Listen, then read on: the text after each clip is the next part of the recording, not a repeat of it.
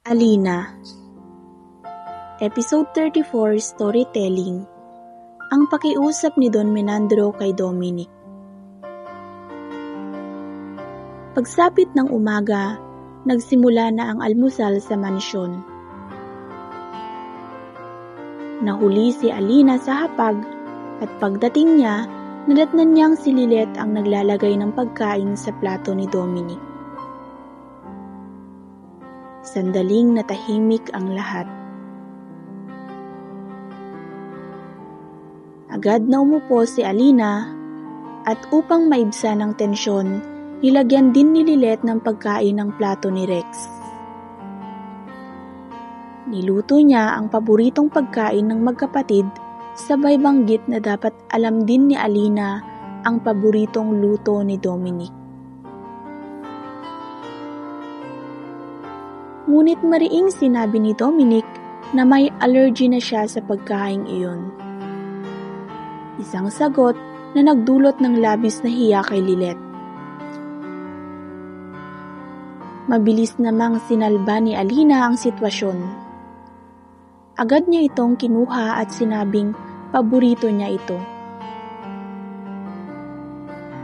Sa sandaling iyon, muling bumalik ang ngiti sa mukha ni Lilet na wari na bunutan ng tinik sa dibdib.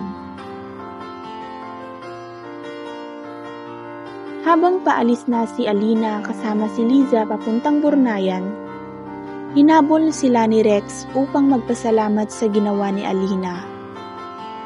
Ngunit malamig ang naging tugon nito kay Rex. Sa kanilang paglalakad sa bukid, napag-usapan ni na Alina at Liza ang mga nangyayari sa loob ng mansyon. Ramdam ni Liza ang bigat ng sitwasyon tuwing nagsasama ang apat. Inamin naman ni Alina na nahihirapan na rin siya, ngunit naaawa siya kay Lilet sa pagiging totoo at mabuting kaibigan nito. Gayunman, nananatili ang distansya sa pagitan nila sapagkat maraming lihim si Alina na hindi pa alam ni Lilet. Ilang araw ang lumipas, bumisita si Lilet sa rancho. Nadatnan niyang abala si Alina sa pag-aayos ng mga banga sa Bornayan. Pinuri niya ito, sinabing napakaswerte ni Dominic na magkaroon ng asawang tulad niya. Ipinagmalaki rin ng mga manggagawa si Alina dahil sa laki ng ipinagbago ng rancho mula nang dumating ito. Mas maayos, mas maunlad, mas buhay.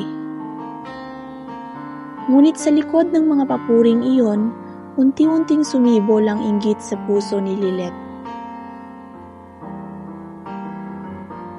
Samantala, sa kabilang bahagi ng rancho, nag-uusap si Dominic at ang kaibigan niyang veterinaryo. Biglang dumating si Don Menandro, ang ama ni Lilet. May lungkot sa kanyang mga mata habang nakikiusap siya kay Dominic na bantayan niya at alagaan si Lilet dahil matapos siyang mamatayan ng anak, baka bigla itong mag-breakdown. Lalo pat, hindi maganda ang relasyon nila ni Rex.